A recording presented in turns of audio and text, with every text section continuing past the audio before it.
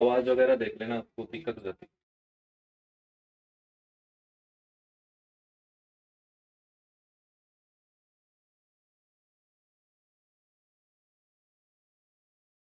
चलिए, नमस्कार दोस्तों। गुड मॉर्निंग सभी को।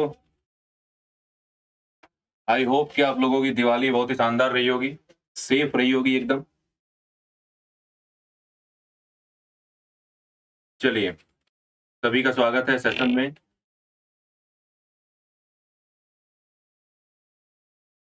जल्दी से सब लोग आ जाइए, जुड़ जाओ, फटाफट से स्टार्ट करते हैं। जैसे कि आप लोग जानते हैं कि हम लोग आयनिक इक्विलिब्रियम पढ़ रहे थे, याद होगा आप लोगों को। आयनिक इक्विलिब्रियम चल रहा था, उसी के कुछ क्वेश्चंस की प्रैक्टिस हम लोग आज करेंगे। जितना भी थोड़ा बहुत हल्का हमने पढ़ा है अभी तक, जो भी उसमें कॉन्सेप्ट्स रहे हैं उन सभी को एक बार रिवाइज कर लेंगे और कुछ क्वेश्चंस प्रैक्टिस उसकी कर लेते हैं, ताकि अपने को जितना भी थ्योरेटिकल पार्ट हम लोगों ने पढ़ा है वो याद रहे, है ना।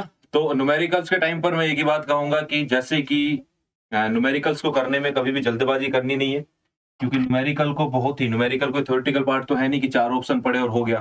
तो अपने को करना क्या पड़ता है, कैलकुलेट करना पड़ता है, फॉर्मूले लगाने पड़ते हैं, और कैलकुलेशन सही हो उस पर भी ध्यान देना पड़ेगा, है ना। तो इसलिए न्यूमेरिकल को करने में बिल्कुल भी जल्दबाजी नहीं करनी है। आराम से करिए, 4 सेकंड चाहे फालतू लग जाए, ज्यादा लग जाए, लेकिन अगर स्टेप वाइज करोगे, तरीके से करोगे, तो न्यूमेरिकल सही होगा। और न्यूमेरिकल्स करते टाइम एक और चीज, यूनिट्स का आपको बहुत ज्यादा ध्यान रखना है, क्योंकि यूनिट आपको बताती है कि आप न्यूमेरिकल करते समय सही जा रहे हैं या फिर कहीं कोई गड़बड़ की हुई है। यूनिट आपको बताएगी कि आपकी जो कैलकुलेशन है वो सही चल रही है। चलिए, तो फटाफट से आ जाओ, स्टार्ट करते हैं। आयनिक इक्विलिब्रियम के आसान आसान से सवाल है, बढ़िया सवाल है। स्टार्ट करते हैं। आप सभी का बहुत बहुत स्वागत है। चलिए, पहला सवाल। टाइमर लगा देता हूं मैं, हर सवाल को करने के लिए आपको मैं दे रहा हूं 10 सेकंड, 15 सेकंड।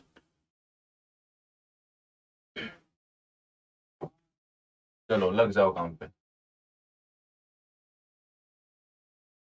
कैलकुलेट करिए, उसके बाद फटाफट से हम लोग करेंगे। आसान सवाल है, पहले तो सवाल को पढ़ो ढंग से, क्या दिया हुआ है और क्या पूछा गया है, उस पर आप लोगों को ध्यान देना है। बढ़िया।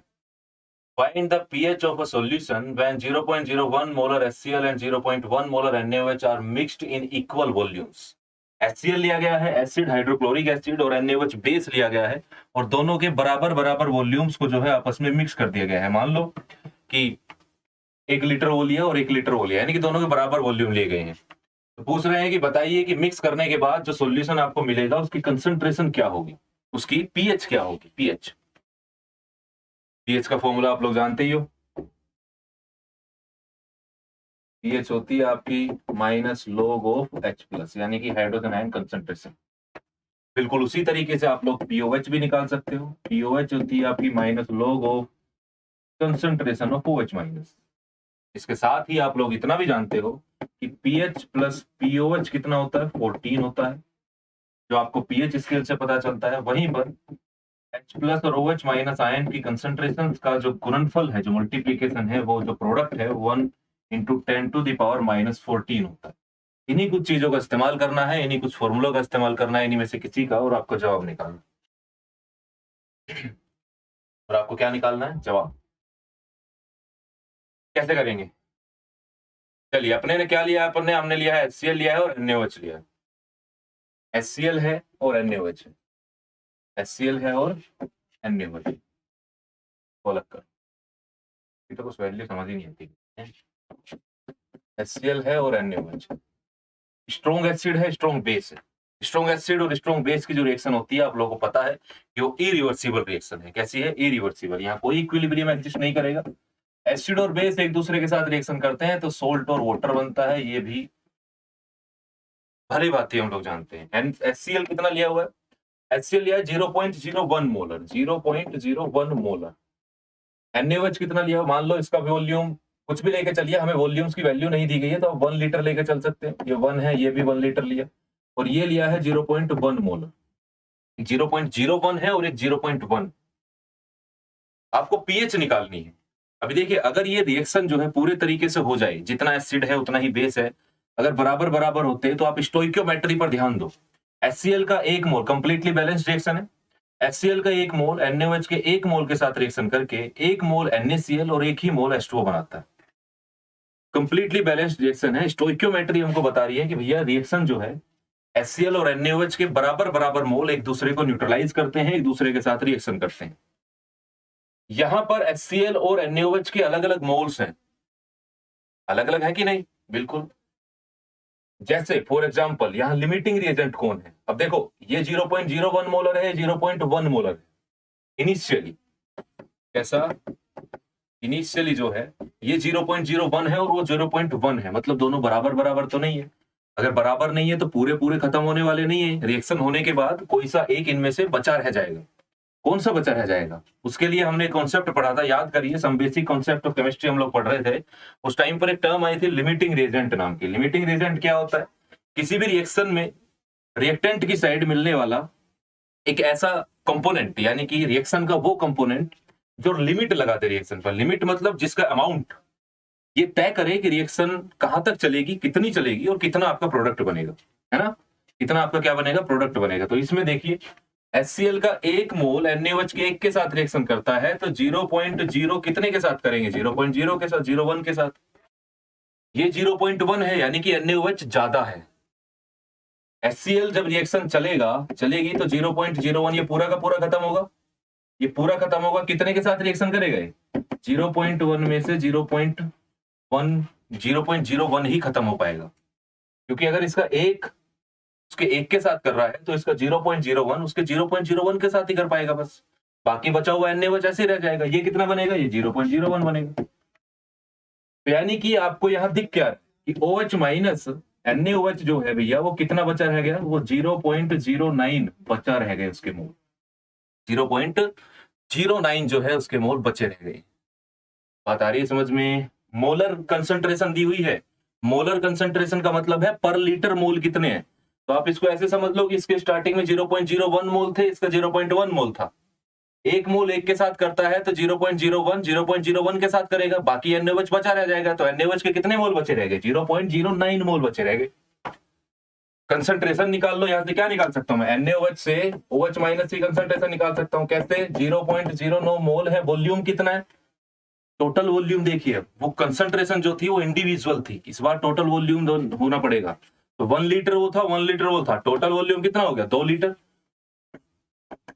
0.045 आ गया, ये आ गई इसकी कंसंट्रेशन 0.045 मोलर। क्लियर है? आसान है, यहां तक कोई समस्या मुझे लगती नहीं है। अगर इतना है, ऐसा है, तो OH माइनस की कंसंट्रेशन आ गई, कोई दिक्कत नहीं है।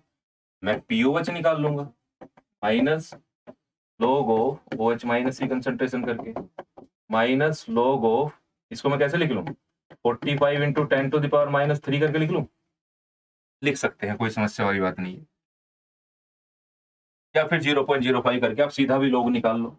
हालांकि ऐसा करेंगे तो अपना हो जाता है क्या, आसान हो जाती है कैलकुलेशन थोड़ी सी। ये आ जाएगा आपका 1.35 के आसपास। कितना आ जाएगा? 1.35 POH आ गई। अभी अभी हमने देखा कि पीएच प्लस पीओएच जो होती है वो कितनी है? 14 है। पीएच कितनी है?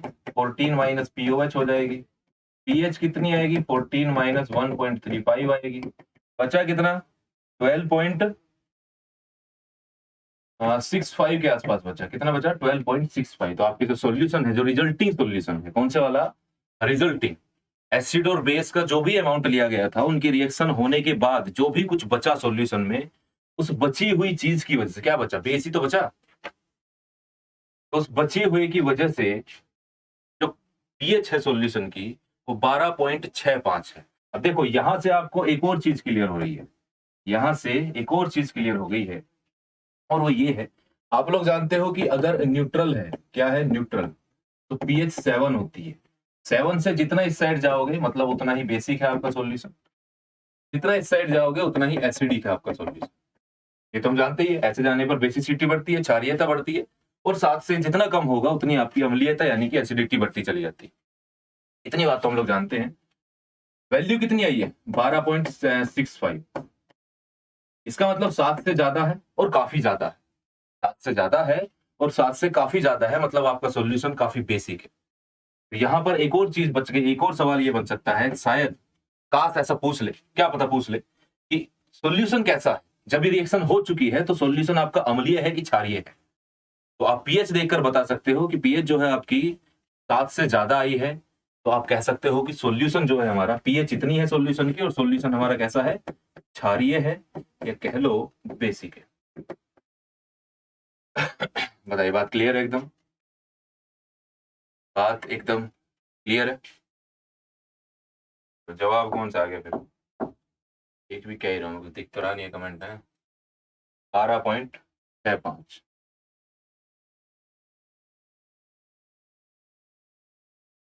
चलिए अगले सवाल की तरफ बढ़ो, पढ़िए सवाल को। ये लगा दिया टाइमर, ये तो जवाब फटाफट।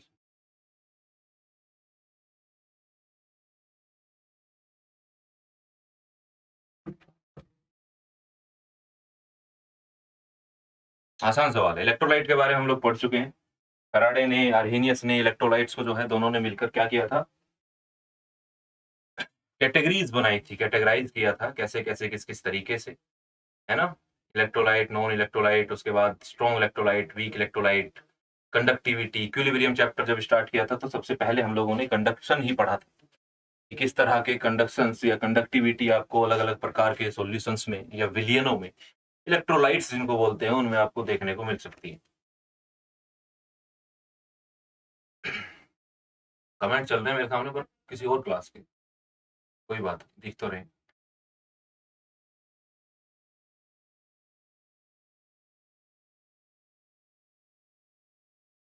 चलो, तो क्या पढ़ा था हम लोगों ने, स्ट्रॉन्ग इलेक्ट्रोलाइट कितने प्रकार के थे, इलेक्ट्रोलाइट्स जो थे वो दो प्रकार के थे, स्ट्रॉन्ग इलेक्ट्रोलाइट और वीक इलेक्ट्रोलाइट, दो प्रकार के थे। स्ट्रॉन्ग इलेक्ट्रोलाइट वो हुआ करते थे जिनकी कंडक्टिविटी ज्यादा हो, जिनकी कंडक्टिविटी कैसी हो, ज्यादा हो। ज्यादा कंडक्टिविटी किसकी होती है, जो डिसोसिएशन ज्यादा हो, जो नंबर ऑफ आयंस ज्यादा दे, है ना। वीक कौन थे, जिनकी कंडक्टिविटी चलाव्यता कम हो। कम किसकी होगी, जो नंबर ऑफ आयंस कम देगा या जिसका डिसोसिएशन जो है कम होगा, उसकी होगी कम।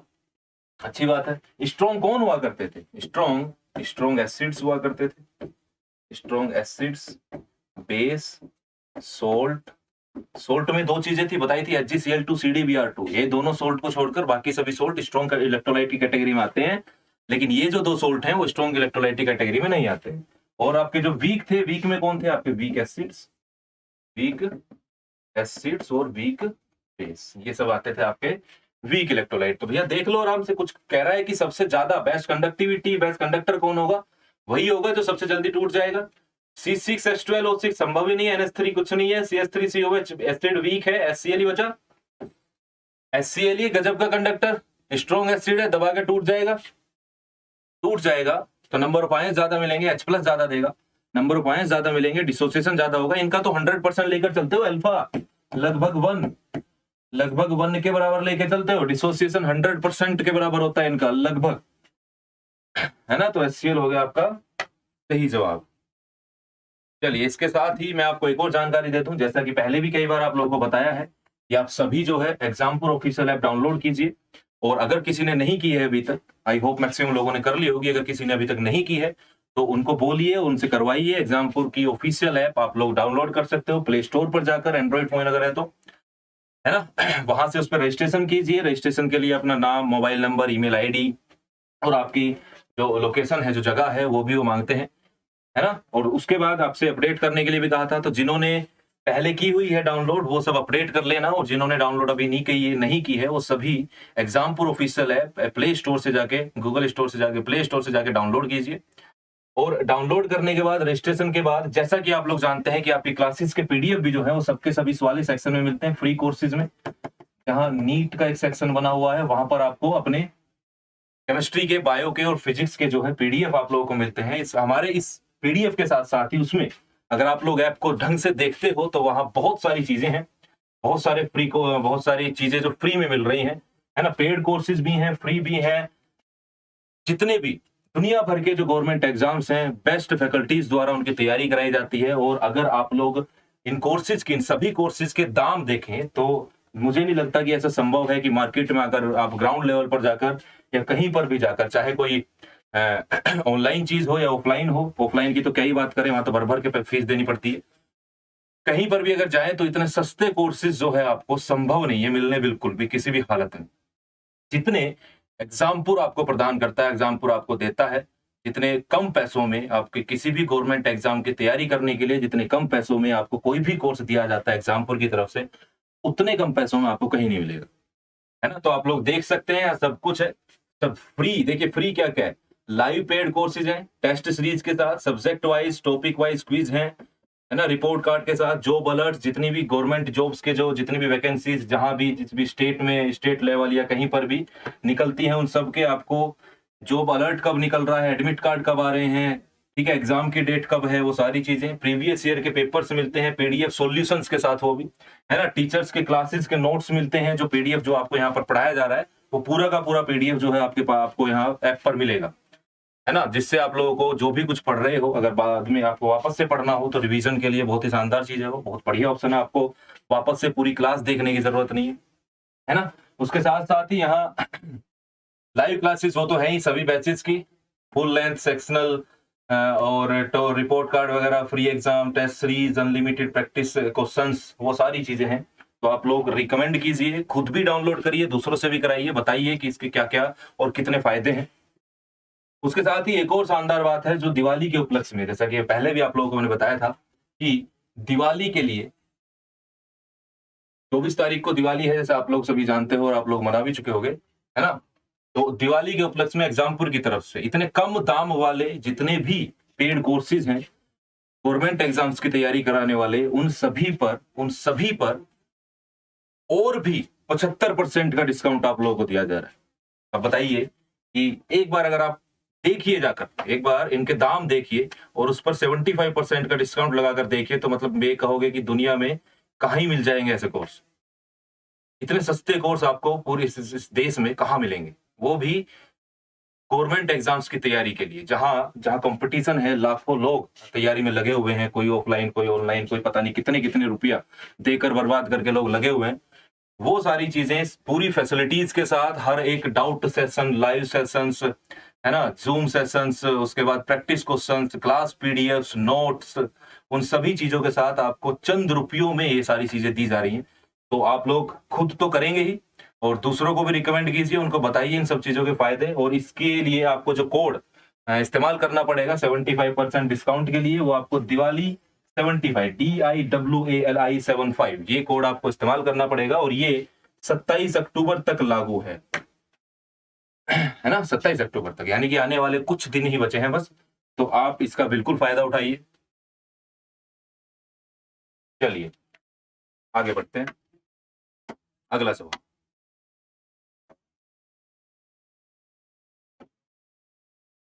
Highest pH will be recorded for which of the following solution if they are equimolar? सबसे ज्यादा AlCl3, BaCl2, BeCl2, LiCl, इन सब के एक्वस सॉल्यूशन अगर बना दिया जाए और सबकी कंसंट्रेशन भी बराबर कर दी जाए, तो बताइए कौन से वाले सोल्ट का जो सॉल्यूशन होगा उसकी पीएच सबसे ज्यादा होगी। पीएच सबसे ज्यादा होगी, ज्यादा पीएच का मतलब है कि कौन सा सबसे ज्यादा बेसिक होगा। एक बड़ा बढ़िया सवाल है, शानदार सवाल है, करिए ट्राई।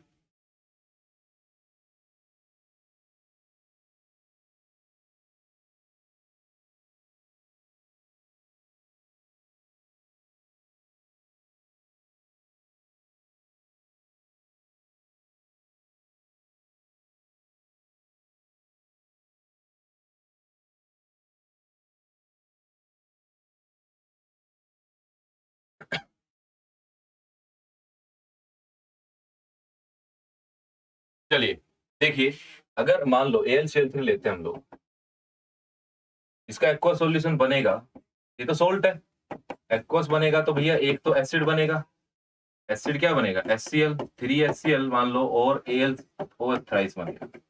रिएक्शन को हम लोग बैलेंस नहीं कर रहे हैं, हम बस ये देख रहे हैं कि कौन कौन से एसिड और बेसिस देगा। इससे AlOH थ्राइस बेस बनेगा और साथ में HCl एसिड बनेगा। सोल्ट है, सोल्ट को पानी में, एसिड प्लस बेस क्या होता है, सोल्ट प्लस वाटर, तो सोल्ट प्लस वाटर क्या हुआ, एसिड प्लस बेस।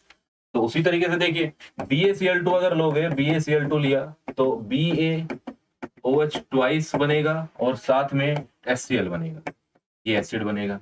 अगर BeCl2 लिया तो BeOH ट्वाइस बनेगा और HCl एसिड बनेगा।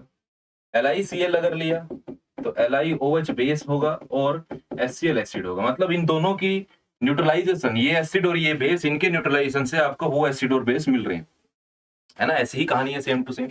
अच्छा, यहां पर आपको पहचानना ये है कि पूछा क्या है उसने पूछा है कि किसकी पीएच सबसे ज्यादा होगी। सबसे ज्यादा पीएच का मतलब है कि कौन सा भी बेस इनमें सबसे स्ट्रॉन्ग बेस है, कौन सा भी बेस इन चारों में सबसे स्ट्रॉन्ग बेस कौन सा है।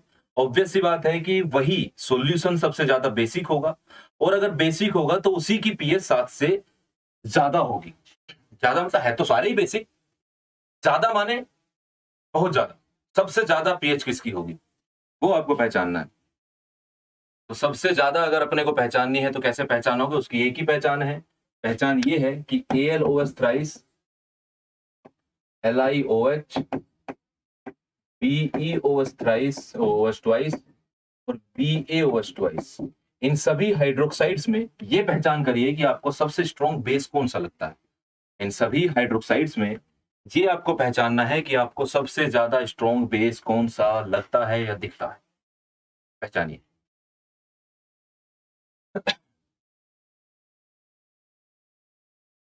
कैसे पहचानोगे? जो जल्दी OH माइनस देगा वही पहचानोगे। जल्दी OH माइनस कौन देगा? जोन सा भी मेटल, ये सब मेटल ही है, जोन सी भी मेटल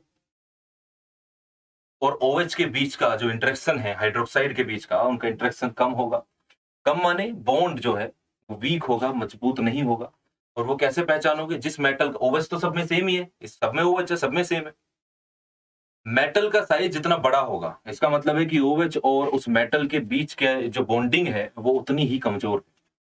और बॉन्डिंग अगर कमजोर है तो टूटेगा जल्दी, डिसोसिएट जल्दी होगा। डिसोसिएट जल्दी होगा तो ऑब्वियस सी बात है OH माइनस जल्दी देगा।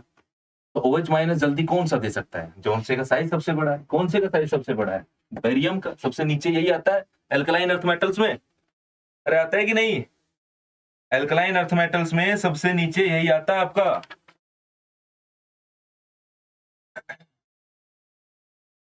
तो हो गया बस, सबसे ज्यादा बेसिक ये है। तो इसी का जो एक्वा सॉल्यूशन होगा वो सबसे ज्यादा बेसिक होगा और उसकी पीएच जो है वो सबसे ज्यादा होगी। क्लियर है? चलिए आगे बढ़ो। ऐप हो गया, कोर्स हो गया, आगे आइए। ये मैं लिख देता हूँ, सवाल तो ढेर आसान ही है।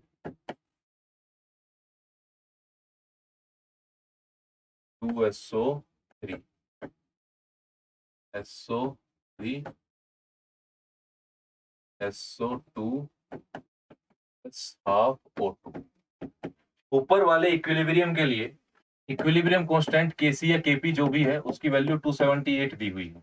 नीचे वाली जो इक्विलिब्रियम लिखा हुआ है उसके लिए आपसे पूछा गया है कि बताइए उसके लिए इक्विलिब्रियम कांस्टेंट की वैल्यू कितनी। तो बता दो कितनी होगी।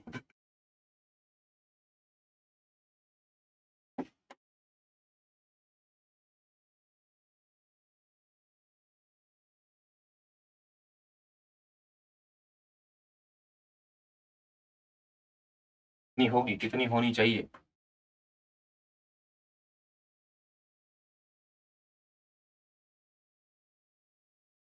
अच्छा, प्रॉपर्टीज हम लोगों ने इक्विलिब्रियम कांस्टेंट की पढ़ी है ना। अगर आप इक्विलिब्रियम को रिवर्स कर दो तो इक्विलिब्रियम कांस्टेंट की वैल्यू भी रिवर्स हो जाती है। अगर आप इक्विलिब्रियम में किसी संख्या से गुना कर दो, मल्टीप्लाई कर दो, तो वो नए वाला रिएक्शन के जो इक्विलिब्रियम कांस्टेंट होगा वो पुराने वाले की पावर में चली जाएगी संख्या, जिस भी संख्या से आपने मल्टीप्लाई की है। और अगर आप किसी संख्या से डिवाइड कर दो तो डिवाइड करने पर वो संख्या जो है वो उसके रूट में 2 से डिवाइड किया, या फिर ये कह लो कि 1/2 से मल्टीप्लाई की तो 1/2 पावर में चला जाएगा, यानी कि अंडर रूट हो जाएगी, वो क्यूब रूट हो जाएगी उस तरीके से। No, under root 1/3 power, 1/2 power, वो सारी चीज उस तरीके से। और अगर दो इक्विलिब्रियम रिएक्शंस को अगर जोड़ दो तो फाइनल जो बनी उसका इक्विलिब्रियम कांस्टेंट क्या होगा कि दोनों के इक्विलिब्रियम कांस्टेंट की मल्टीप्लाई कर दोगे। उसी तरीके से करना है। बताइए क्या हुआ इसमें। देखो SO3 ऊपर वाले में राइट साइड में है और इसमें SO3 लेफ्ट साइड में है, मतलब इसका जो इक्विलिब्रियम कांस्टेंट मान लो Kc डैश होगा, वो पहले तो उन्होंने क्या किया, इसको रिवर्स किया है। पहले इन्होंने क्या किया, ऊपर वाली को रिवर्स किया। तो रिवर्स करने से 1/278 हो गया। उसके बाद इन्होंने उसी में 2 से डिवाइड भी किया है, पूरी के पूरी इक्विलिब्रियम रिएक्शन को 2 से डिवाइड किया है, तो मतलब ये अंडर रूट 1/278 हो जाएगा। तो ये कितना आ जाएगा, √278 की वैल्यू कितनी होती है? ये होगी लगभग 16.67। कितनी?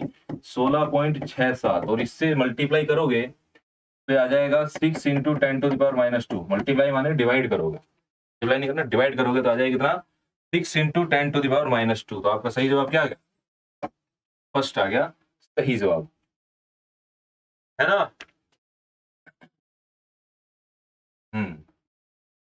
फर्स्ट आ गया है आपका सही जवाब।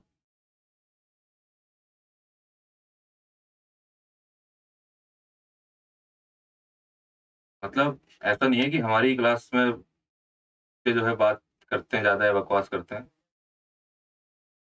दूसरी क्लास में भी ऐसे ही कर रहे हैं, सब ऐसे ही हैं।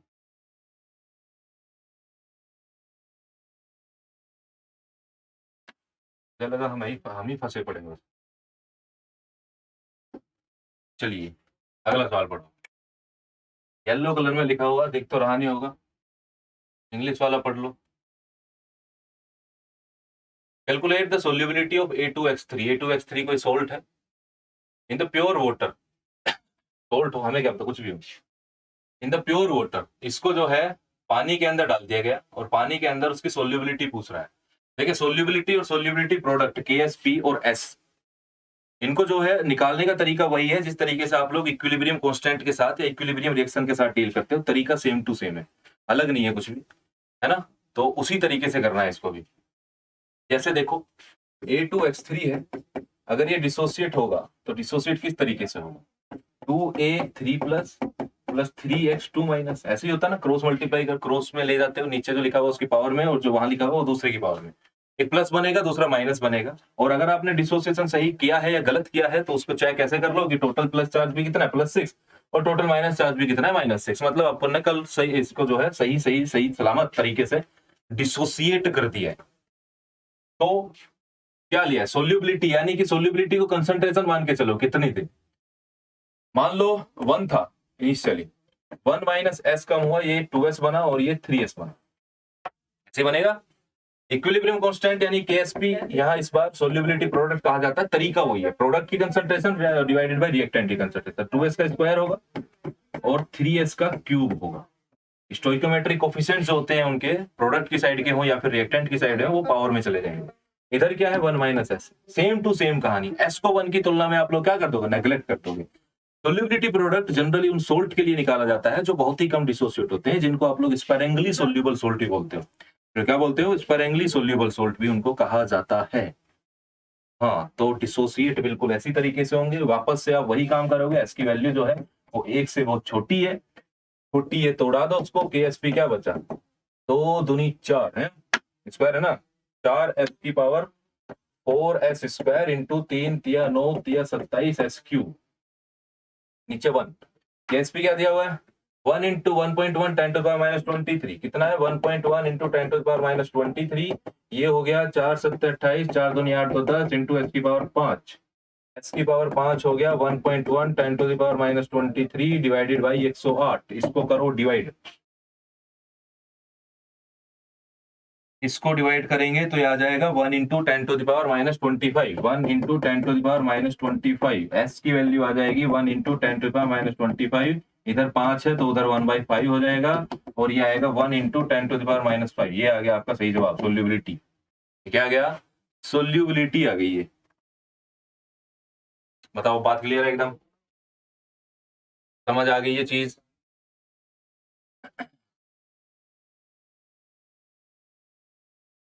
चलिए आगे बढ़ते हैं, अगले सवाल की तरफ बढ़ोगे। ऑप्शन नहीं थे, कोई बात नहीं, कैलकुलेट तो हो गया। आगे बढ़ते हैं। What will be the pH of buffer solution having an equal concentration of B- and HB? Kb की वैल्यू इतनी दी गई, Kb की वैल्यू कितनी दी गई है? 10⁻10। अच्छा, बफर सॉल्यूशन क्या है? हल्का सा आइडिया देखो, हालांकि क्लास में पढ़ेंगे डिटेल में।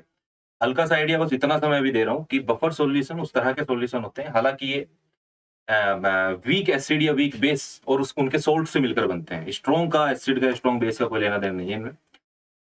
बफर सॉल्यूशन उस तरह के सॉल्यूशन है जो उनमें अगर बाहर से थोड़ा बहुत एसिड या बेस मिला दिया जाए तो इनकी पीएच चेंज नहीं होती। हालांकि आप लोग जानते हो कि पीएच एसिड और बेस के अमाउंट से ही बदलती है, घटती या बढ़ती है ना। एसिडिक ज्यादा है, एसिड का अमाउंट ज्यादा है तो पीएच 7 से कम होगी, बेस का ज्यादा है तो पीएच 7 से ज्यादा होगी। तो एसिड के अमाउंट से पीएच में बदलाव आते हैं। लेकिन बफर एक वो सॉल्यूशन है जिसकी पीएच चेंज नहीं होती है। अगर हम उसमें स्मॉल अमाउंट थोड़ा सा एसिड या बेस मिला भी दें बाहर से तो भी पीएच चेंज नहीं होती है। पीएच में होने वाले चेंज को रेजिस्ट करते हैं। इन सॉल्यूशंस को हम लोग बफर सॉल्यूशन के नाम से जानते हैं। बाकी क्लास में पढ़ेंगे, पढ़ा तो है नहीं अभी।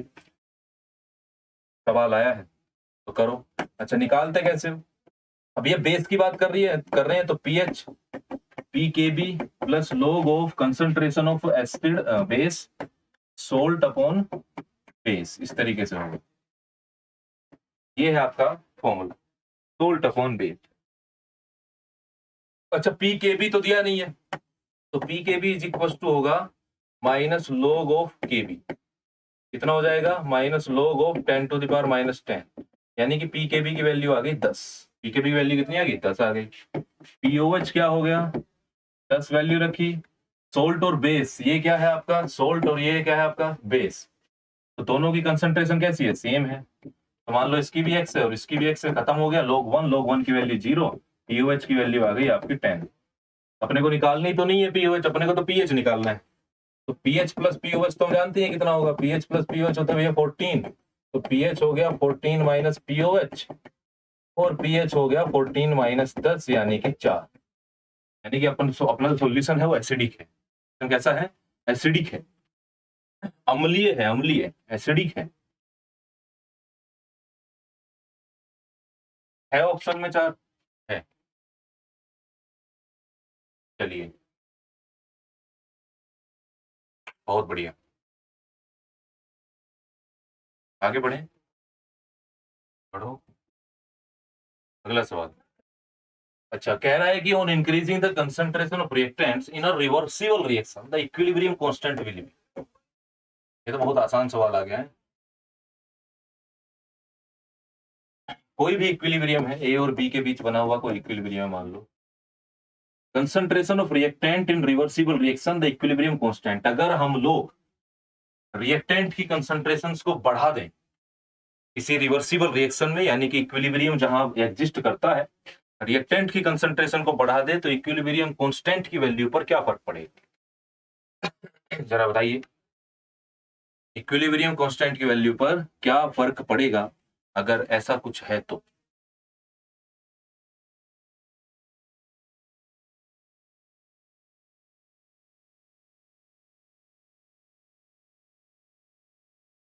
बताओ भाई।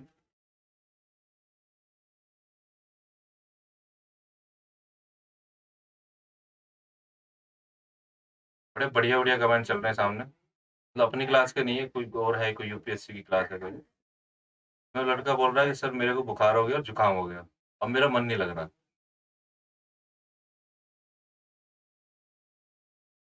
तो मैं जा रहा हूँ। दूसरे ने लिखा तो जा। Depend on the concentration, concentration पर डिपेंड करेगा, बढ़ जाएगा, घट जाएगा या नहीं बदलेगा। तो हम लोग जानते हैं कि इक्विलिब्रियम कांस्टेंट को अगर दुनिया में किस चीज से फर्क पड़ता है तो उसका नाम है तापमान, यानी कि टेम्परेचर। उसके अलावा किसी भी चीज से इक्विलिब्रियम कांस्टेंट पर कोई भी फर्क नहीं पड़ता है ना। ली चैटेलियर प्रिंसिपल हम लोगों ने पढ़ा है। कंसंट्रेशन रिएक्टेंट है, प्रोडक्ट की साइड की बदलो। कंसंट्रेशन या फिर आप प्रेशर पर घटाना बढ़ाना करो, वॉल्यूम का घटाना बढ़ाना करो, या फिर आप लोग कोई कैटलिस्ट डालिए, या फिर आप लोग कोई इनर्ट गैस ऐड करो, है ना, कांस्टेंट प्रेशर कांस्टेंट वॉल्यूम पर। तो इन चीजों से इक्विलिब्रियम कांस्टेंट नहीं बदलता है। वो इसलिए नहीं बदलता है क्योंकि रिएक्शन अगर इक्विलिब्रियम डिस्टर्ब हुआ भी है, होगा ही ऑब्वियसली, अगर इनमें आप चेंज करोगे तो इक्विलिब्रियम डिस्टर्ब होगा, लेकिन वापस से वो अपनी इक्विलिब्रियम पोजीशन को या अपनी उस साम्य अवस्था की जो स्टेज है उसको वापस से गेन कर लेगा। तो इक्विलिब्रियम कांस्टेंट पर कोई भी फर्क नहीं पड़ने वाला है ना। चलिए, टेम्परेचर ऐसी चीज है जो उसको उखाड़ के रख देगी, बदल देगी उसको। आइए अगला सवाल, ये हमने अभी पढ़ा था। Find the conjugate acid of NH2 minus. NH2 minus का कॉन्जुगेट एसिड क्या होगा? स्ट्रीट लाउरी की हम लोगों ने एसिड बेस की थ्योरी पढ़ी थी, और जब हम पढ़ रहे थे तब हम लोगों ने कॉन्जुगेट एसिड और कॉन्जुगेट बेस की चर्चा की थी ब्राउन स्ट्रीट के टाइम पर। तो बताइए कि महानुभव ने किस तरीके से इन चीजों को एक्सप्लेन किया था। कि कॉन्जुगेट एसिड क्या है, कॉन्जुगेट बेस क्या है, क्या इनकी कहानी है, कैसी इनकी कहानी।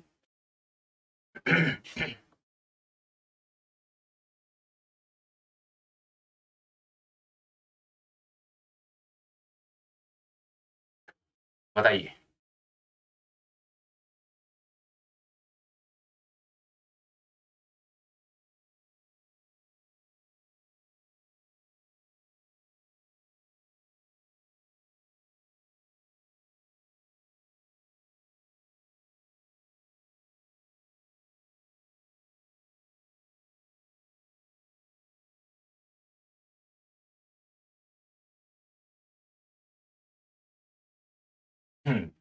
क्या हुआ करता था कि अगर मान लीजिए कोई भी एसिड है और हमने ये लिया हुआ है, ये क्या है, एसिड है, ब्रोनिस्टिड के अनुसार प्रोटॉन देने वाला एसिड होता है, प्रोटॉन लेने वाला बेस होता है। पानी तो एम्फोटेरिक था, होगा क्या, HCl HCl जो H प्लस देगा और उस H प्लस को प्रोटॉन लेकर H3O प्लस, वाटर लेकर H3O प्लस बना देगा।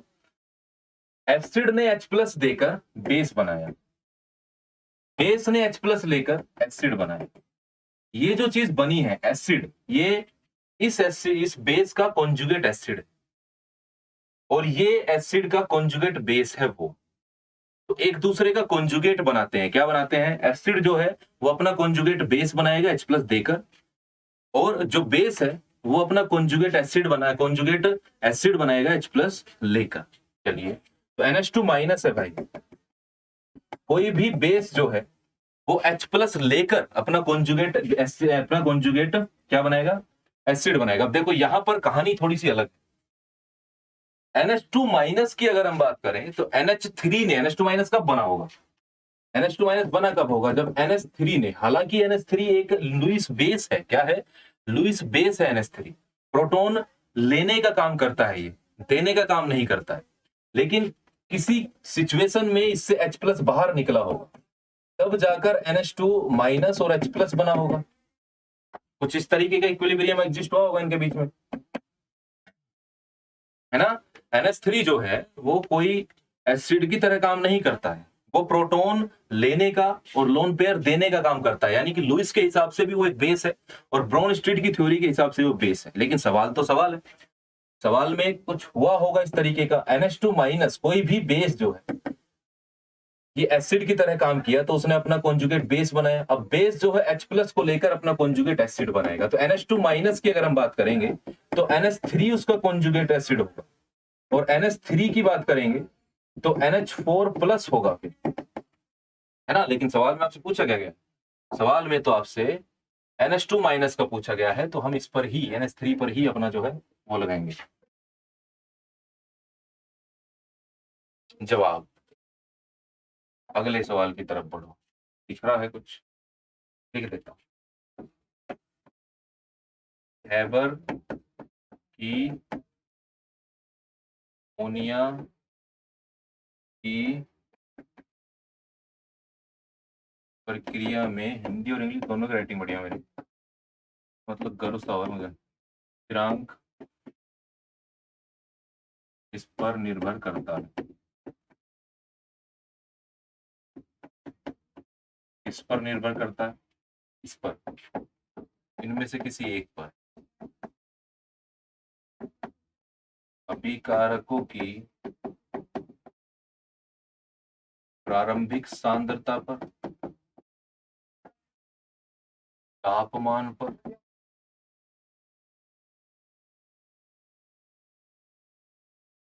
उत्पादों की एकाग्रता पर,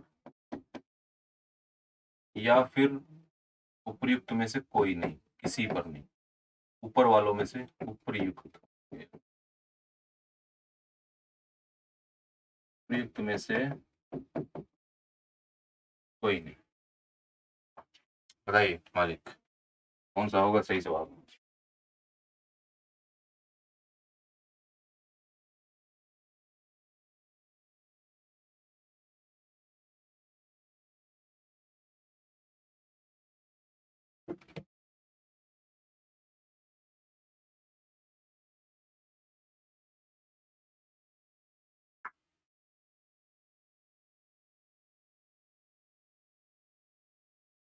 रेट कांस्टेंट किस पर डिपेंड करता है? Rate equilibrium constant.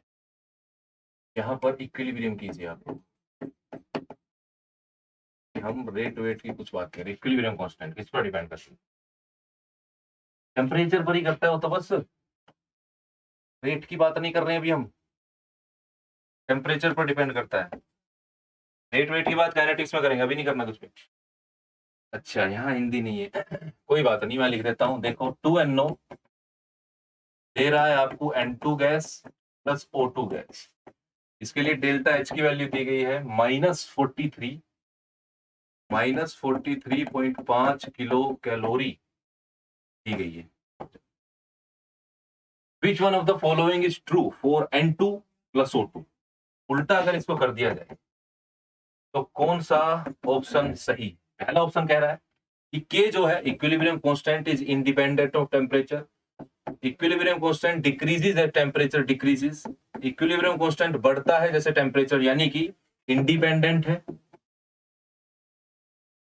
दूसरे में कह रहा है बी में कि के जो है घटता है जब टेम्परेचर को बढ़ाते हो, जब टेम्परेचर को घटाते हो।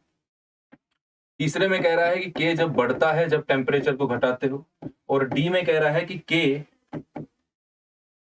बदलता है, के बदलता है अगर NO ऐड किया जाए, अगर NO ऐड किया जाए ये जो है वो बदल जाता है। बताइए जरा कौन सा सही? देखो भाई, जो ये ऊपर वाली रिएक्शन है उसके लिए डेल्टा H की वैल्यू नेगेटिव में है, मतलब वो एक एक्सोथर्मिक रिएक्शन है। और एक्सोथर्मिक रिएक्शन में अगर आप लोग एक्सोथर्मिक रिएक्शन में क्या करोगे, एक्सोथर्मिक रिएक्शन में टेम्परेचर बढ़ाने से रेट कांस्टेंट जो है उसके फॉरवर्ड उस तरफ उस दिशा में चलने की जो गति है वो कम हो जाएगी। दूसरी चीज, ये किसके लिए पूछ रहा है? इसके लिए पूछ रहा है अगर NO से N2 और O2 का बनना एक्सोथर्मिक है तो उसका उल्टा, उल्टा माने N2 और O2 का मिलकर N2NO बनाना, N2 और O2 का मिलकर 2NO बनाना, ये कैसा होगा?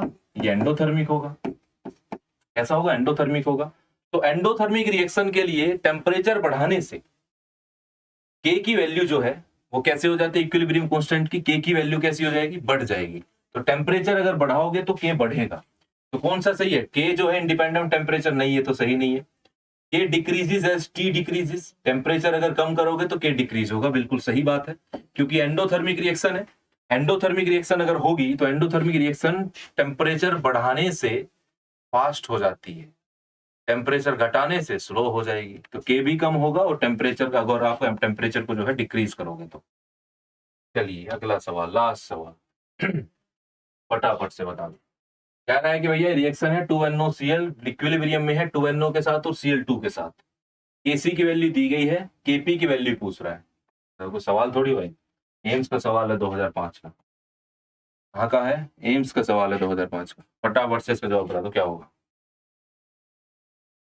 Great topic sir.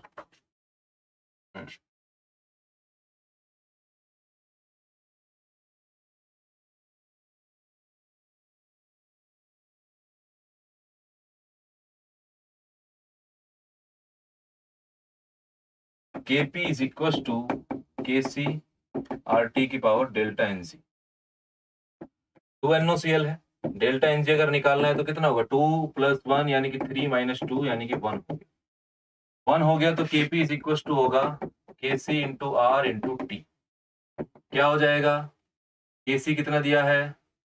3 × 10⁻⁻6 दिया है। लीटर में तो आप 0.082 litre ATM mole inverse kelvin inverse कर लो। उसके बाद टेम्परेचर 427 है, इसमें 275, 7 × 5 = 12 और 7 2 9 1 10, 4 2 6 1 7, 702 केल्विन हो गया। कैलकुलेट करो, जवाब निकालो। लास्ट सवाल होमवर्क। ठीक है जी, चलिए बहुत बहुत धन्यवाद। वापस से एक बार मैं आपको ऑफर के बारे में बता दूं कि जितने भी गवर्नमेंट कोर्सेज हैं सभी गवर्नमेंट कोर्सेज के लिए 75% का डिस्काउंट जो है आप लोगों को दिया जा रहा है। तो आप सभी लोग इस बिल्कुल भी इस मौके को गंवाइए मत। जो भी गवर्नमेंट जॉब की तैयारी आपके आसपास कर रहा है, परिवार में, खानदान में, तो कहीं भी, रिश्तेदारी में, मोहल्ले में, गाँव में, उन सभी को बताइए कि इतना बढ़िया ऑफर जो है एग्जामपुर की तरफ से आप लोगों को दिया जा रहा है गवर्नमेंट एग्जाम्स की तैयारी के लिए। चलिए, बहुत-बहुत धन्यवाद।